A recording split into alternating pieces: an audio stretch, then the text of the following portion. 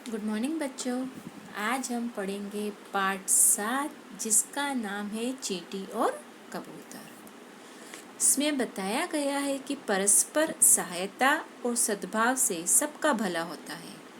परोपकार एक महान गुण है जो मित्रता, शांति, विश्वास जैसे भाव उपजाता है। इस पाठ से जाने कि निस्वार्थ भाव से किया गया काम कभी निष्फल नहीं जाता। इसमें इसका सारांश में पहले मैं आपको बता देती हूँ। प्रस्तुत कविता में कवि चींटी और कबूतर के माध्यम से यह बताना चाहते हैं कि हमें परस्पर एक दूसरे की सहायता करनी चाहिए। परोपकार एक महान गुण है जो मित्रता, शांति, विश्वास जैसे भाव उपजाता है। इस पाठ के द्वारा हमें यही सीखने को मिलता है कि हमें निस्वार्थ भाव से किया गया काम कभी निष्फल नहीं जाता। हमें सदैव एक दूसरे की मदद करनी चाहिए।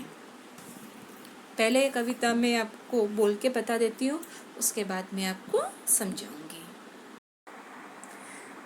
प्यासी चींटी धीरे धीरे झरने पर थी आई, झुककर पानी पीने बैठी लुढ़की और घबराई। गिरते गिरते चींटी चीखी, जल्दी मुझे बचाओ, तैर नहीं सकती पानी में, जल्दी मुझे उठाओ। पेड़ पर बैठे एक कबूतर ने सुन ली करुण पुकार, कैसे इसे बचाऊं मैं वह सोच रहा था बारंबार। पत्ता पेड़ से उसने तोड़ा, चोंच में लिया दाब, फेंका तेजी से बहती उस चींटी के पास। चींटी पत्ते पर चढ़ बैठी थी अब भी परेशान, चोंच में दबा ले आया कबूतर, जिंदा उसको जान। चींटी ने आंखें झपकाई, बोली धन्यवाद, प्राण बचाए तुमने मेरे, सदा रखूंगी याद। कुछ दिन बीते, एक शिकारी आया उसी जगह, उठा बंदूक निशाना साधा, कबूतर नजर जब आया। चींटी देख रही थी सब कुछ न थी वह घबराई, धीरे धीरे चलती चलती उसके पांव पर आई। काटा इतनी जोर से उसने शिकारी था घबराया, छूटी गोली निशाना चुका कबूतर हाथ न आया। उड़कर पत्तों में छिप बैठा था यह मन में आया, चींटी की बुद्धि ने ही आज मुझे बचाया। शाम हुई चींटी को ढूंढा यह कहकर उसने बुलाया, चींटी रानी धन्यवाद कहने आज यहाँ मैं आया। मैं जिंदा हूँ तेरे कारण तभी काम हूँ आई, भला करोगे भला ही होगा। अब मैं आपको इनका अर्थ, इस कविता का भावार्थ बताऊंगी। प्यासी चींटी धीरे धीरे झरने पर थी आई, झुककर पानी में बैठी लुढ़की और घबराई। गिरते गिरते चींटी चीखी, जल्दी मुझे बचाओ, तैर नहीं सकती पानी में, जल्दी मुझे उठाओ। पेड़ पर बैठे एक कबूतर ने सुन ली करुण पुकार, कैसे इसे बचाऊं मैं वह सोच रहा था बारंबार। पत्ता पेड़ से उसने तोड़ा, चोंच में लिया दाब, फेंका तेजी से बहती उस चींटी के पास। चींटी पत्ते पर चढ़ बैठी थी अब भी परेशान, चोंच में दबा ले आया कबूतर, जिंदा उसको जान।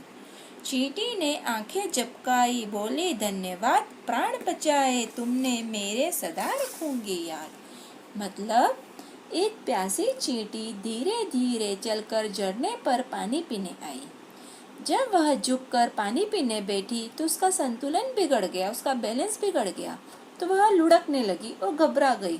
अब तो उसको लगा कि अब तो वह मर ही जाएगी, क्योंकि उसे तैरना ही नहीं आता था। पानी में गिरते समय वह मदद के लिए पुकारने लगी कि कोई मेरी हेल्प करो। वह बोल रही थी कि मुझे तैरना नहीं आता, इसलिए कोई मुझे यहाँ से उठा लो, नहीं तो मैं मर जाऊंगी। तो पेड़ पर बैठे एक कबूतर ने चींटी की दया उत्पन्न करने वाली पुकार सुनी, करुण पुकार, मतलब जिसपे हमें दया आ जाए ऐसी पुकार। वह बार बार सोचने लगी कि मैं इसे किस प्रकार बचाऊं। उसने पेड़ से एक पत्ता तोड़कर अपनी चोंच में दबा लिया और तेजी से बहती चींटी के पास फेंक दिया। तो वह चींटी पत्ते पर चढ़कर बैठ गई। वह बहुत डरी हुई और परेशान थी, क्योंकि एकदम से घबरा गई ना कि वो उसकी मौत, अपनी मौत को सामने देखकर, बट वह बच गई थी। कबूतर समझ गया कि चींटी अभी जीवित है, इसलिए वह पत्ते को चोंच में दबाकर जमीन पर ले आया। चींटी ने अपनी आंखें खोलकर कबूतर को धन्यवाद दिया और कहा कि तुमने मेरा जीवन बचाया है, यह मैं हमेशा याद रखूंगी। कुछ दिन बीते, एक शिकारी उसी जगह पर आया। उठा बंदूक, निशाना साधा, कबूतर नजर जब आया। चींटी देख रही थी, सब कुछ न थी, वह घबराई। धीरे धीरे चलती उसके पांव पर आई।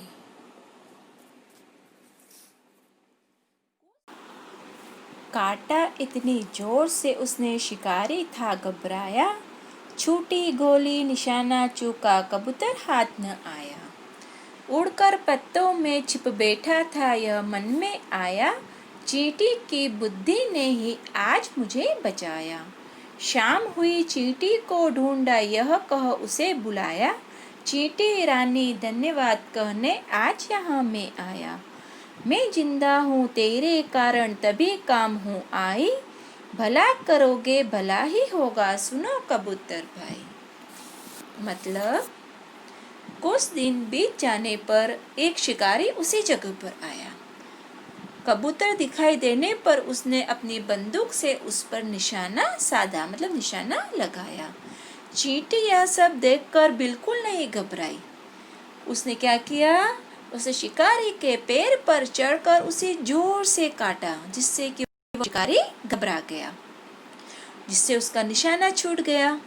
कबूतर वहां से उड़कर पत्तों के बीच छिप गया और सोचने लगा कि आज चींटी की चतुराई से ही मेरा जीवन बच पाया है।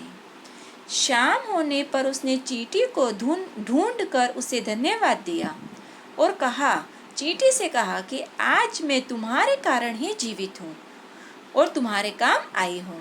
कबूतर भाई, अच्छे काम का नतीजा भी अच्छा ही होता है, ऐसा चींटी ने कहा। यह कविता आपको अच्छे से रीड करनी है। आपको जैसे पता है कि यह कविता आपको लिखनी भी है। एक बार लिख लेना चित्र के साथ और 2 बार इसे अच्छे से आप रीड कर लेना।